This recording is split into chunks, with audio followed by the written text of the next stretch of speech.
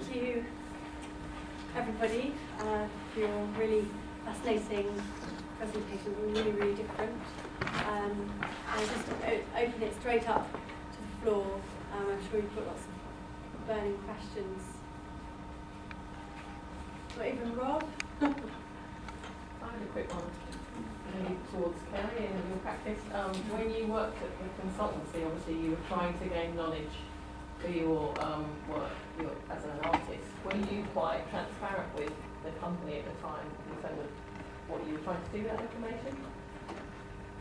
Yes and no. I mean, they did hire me because I was an artist, but they, it was a regular job. I wasn't there, I wasn't an artist in residence.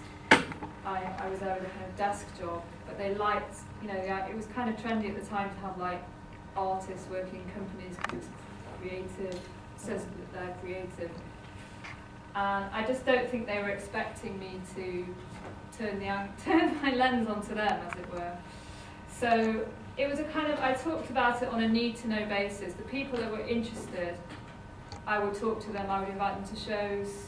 I was certainly open about it, but I would never say, look, I'm in on my day off and I've just taken a load of stuff out the bin and I'm going home with it.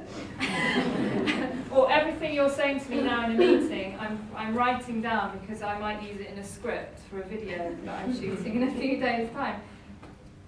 But that, I knew I was living on borrowed time, but it lasted for 4.5 years, so it gave me quite a lot of opportunity to collect material and really kind of understand the scenario and try and gain as much knowledge as I could, which I think, something I think James Acord was really an absolute expert at and was so fascinating in terms of his dedication, cleverness. I mean, really, he was very clever at how he would get information out of people. There's so many really funny and extraordinary things that he did. So I encourage you to all find out about him if you haven't already. I think there's a really interesting question of embeddedness here, the kind of embedded artist in a particular context and how explicit you make your research and what it means for artists to work in different fields. I mean, we're looking at kind of an intersection of artistic and scientific research and thinking here, but you could be working in any field. So I wondered if, Mark, you might want to talk about that kind of the different sort of relationships that you had with the different people you were working with, and how what levels of transparency and embeddedness or specifics were necessary, or what kind of levels of secrecy were necessary for your work.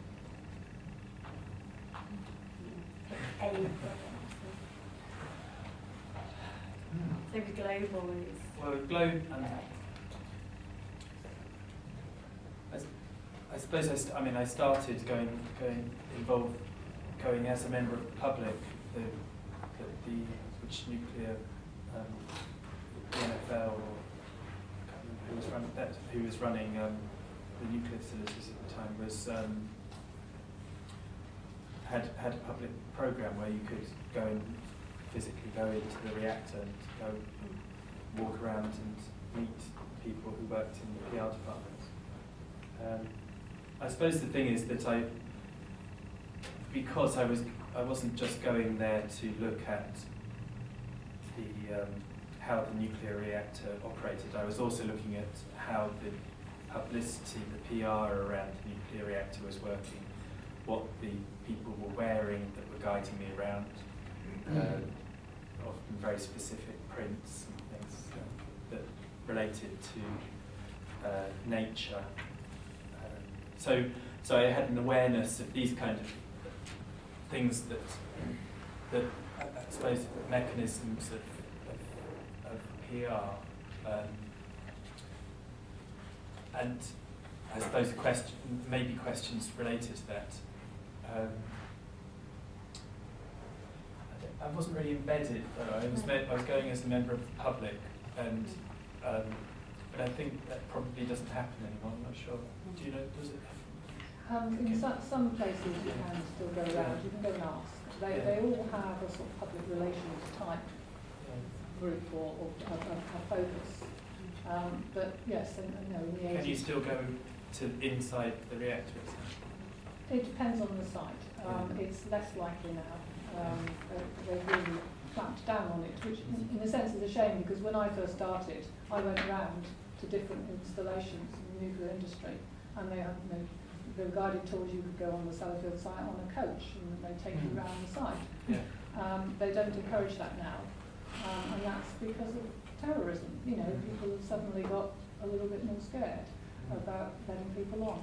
But people will still, people at nuclear power stations will still talk to people, and they, in a sense, they talk to people more now because they are supposed to talk to the local stakeholders and get stakeholder opinion as to what they're doing and how things are going to progress over the next year. So they have to meet with members of the public. Yeah. And so they're much more clued up on that, whereas, sometime, 20 odd years ago, it was definitely, well, we don't talk to people like that because they don't know much.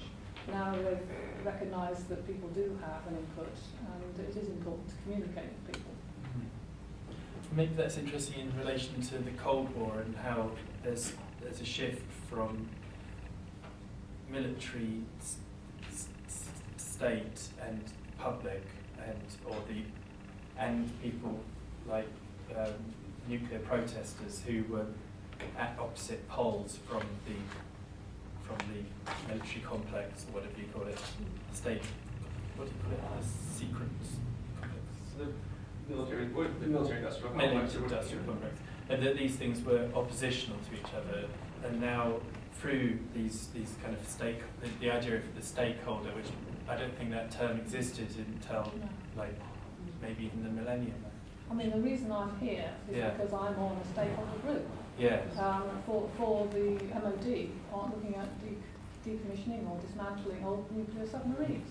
And on that group, we have people who are definitely against nuclear submarines, and we have people on it who actually serve in nuclear submarines. So it's a whole mixed group. But there's books about that, and it's always called managing activism. Right. They probably even have programs about how to manage activists. But conversely, the guys who are engaging are really genuine. Yes, no, I agree. And what I was trying to come back. It new. Well, it's coming back to the point of that there used to be a polarity, and now there's a central convening area, where there's a diffusion between opposition.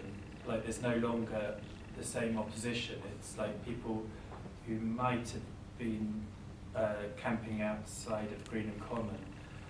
Maybe shouldn't be giving examples, but people who might have been anti-nuclear protesters are now not necessarily being paid by the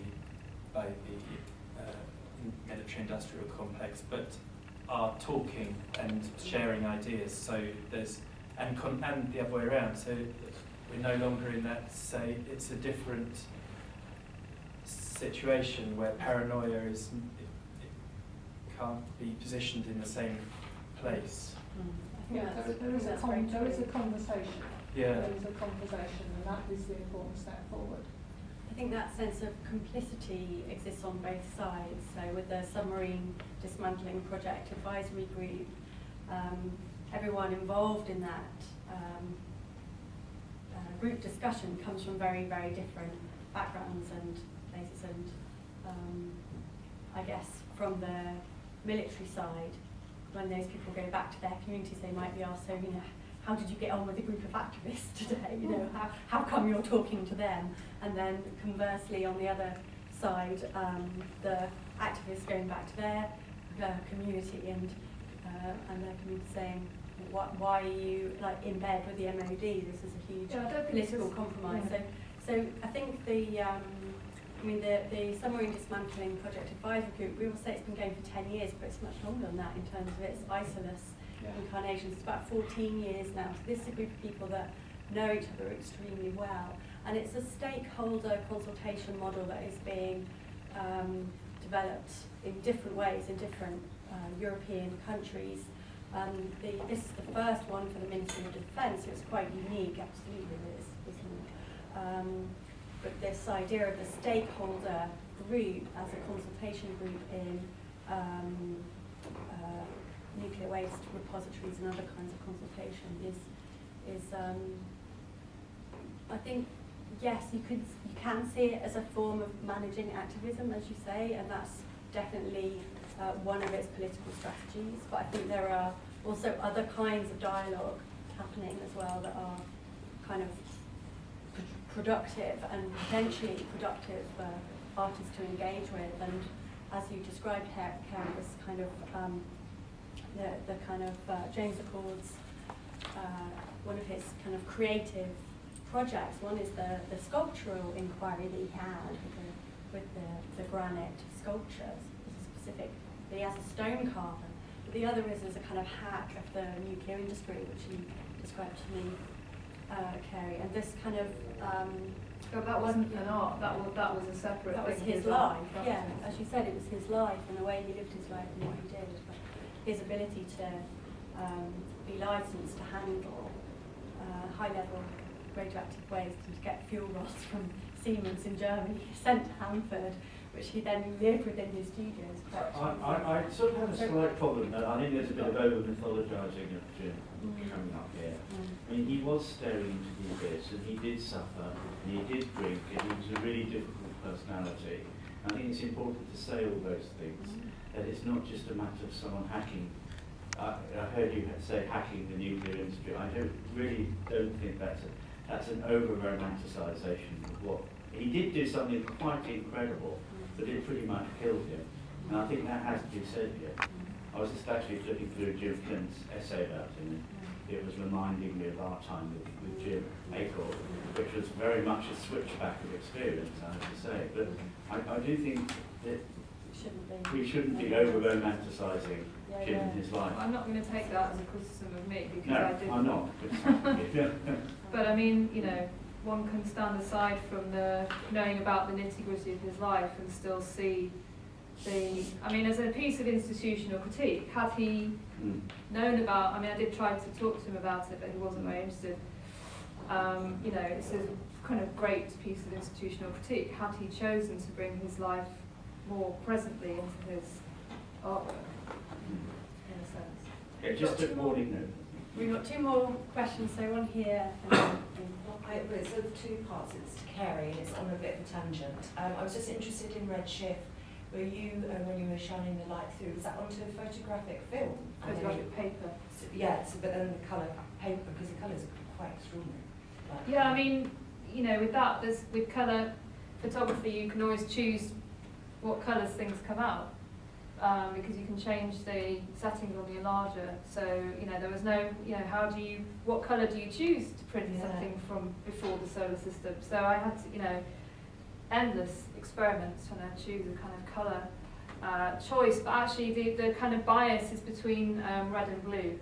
And that's, red light is the light of a young star, blue light is the light of a dying star. So there's also a sense of time in the colours involved.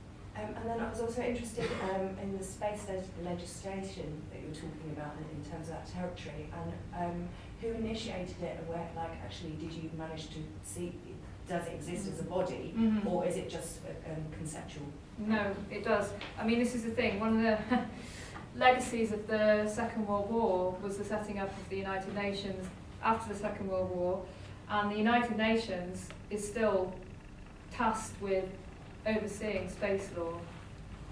But certain neoliberal factions in the States are now trying to commercialise space activity, and have actually called NASA and the UN communists. I mean, that blows my mind, actually, because the idea is, you know, their criticism of NASA is that scientific exploration shouldn't be just for scientific benefit and the public domain. You know, it shouldn't be for kind of public benefit. It should be opened up to the market. But at the moment, and I hope this isn't being chipped away, but at the moment, the UN has still got control of space law, in the sense that they control what legal frameworks happen out there. So yes, people are sending up satellites into space, but they're not digging moon rock for mining profits and that kind of thing. But it is, you know, I'm sure this change is going to come, because speaking to, I work with a space lawyer on other works in the show, and she was quite pessimistic about the kind of protection of space from commercial exploit. So it's a kind of utopian, you know, the UN's vision of space is kind of somewhat of a utopian one in a sense. And they meet, I mean, this is one of the things I didn't get a chance to show. They meet every year to discuss, it's called the Committee for the Legal Subcommittee, the Peaceful Uses of Outer Space. It's just utterly bureaucratic. Can I interrupt? Because a big part of that agency is actually not so much the use of space, but one of its primary mandates is to arbitrate when space debris re-enters the Earth's atmosphere, and consequently, who is responsible, legally responsible, for damage caused to ecosystems, et cetera, So much of its orientation is actually much more around space and the environmental effects of using technology that at certain moments burns up and re-enters the kind of atmosphere. And of course, not all nations are part of the United Nations, so only member states are actually beholden to the certain kind of legal infrastructure of that. But its primary legal orientation is not towards the exploration aspect, it's much more towards property damage in relationship to the space exploration. And there's many examples where objects fall into other sovereign states, but then the state that actually sent the rocket up into space, or the satellite, et cetera, et cetera. So a lot of it has to do with this kind of much more mundane property law and damages and stuff like that. So. Sure. But one of the things they also have discussed every year for the last 40 years is where, you know, what is the legal definition of outer space? And amazingly, they haven't been able to decide, which I find very poetic. So the kind of legal definition of outer space was eluded them, even after 40 years of discussing it every year. So, I'm just going to ask Liam, do you want to ask a question now, or do you want to wait for the PM? I can ask now, just for Dan. Okay. And there seemed to be an interesting productive tension in your talk where you started and where you ended up. And that you ended up with this sort of incompleteness of mourning and the opening of the future. But you started with a project about periodization, which is about closing off and completing periods in history and moving on from them. And that sort of exchange of periods of history seemed to me similar to the economy, that this economy is an exchange, and the exchange of history is moving on. And if the nuclear age is somehow an incomplete one, but one that exposes all economy, I'd just be interested in how that might reflect back on the project of periodization, the more general research project. Well, I think it speaks now to all the work going on in contemporary eco-criticism, right, about rethinking any of the scalar units you've used for periodizing cultural production, whether we're talking about art historians, scholars of literature, that once in other words, the nuclear is one example, and a particularly loaded example of a larger exposure of the limits of certain kinds of anthropomorphic thinking. It's not the only one, but it's perhaps the most visible one. So thinking of the work of someone like Timothy Morton, the eco-critic, and the idea of the hyperobject, that is the object that sort of dwarfs any of our conventional ready-to-hand languages for thinking about cultural production. So I mean, I do hesitate sometimes. Obviously there's a kind of nuclear exceptionalism at work in what I'm saying. It's like, look, it's here in the nuclear, it's here in the nuclear. But I do take the point that that can be an entry point for a much larger project of thinking about